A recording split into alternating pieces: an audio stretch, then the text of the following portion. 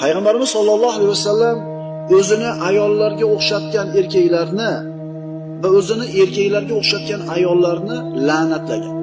Yurish turishida, qilayotgan qilig'ida, kiyimida, prichoskasida, soch tarashida.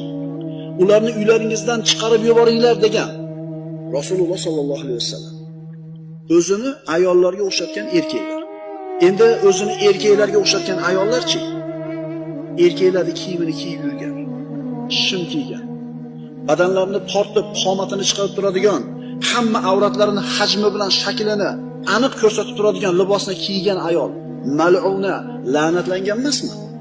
Nimaga shariatimizda uzun kiy, keng kiy deyiladi? Toki boyaga aytayotgandek mahosinlari, ziynati bo'lgan ayolni a'zolari bilinmay turishlik kerak. Lekin ta'assub hozirga kelib turib, ayni ko'z-ko'z qilishlik urfga kirib qolgan.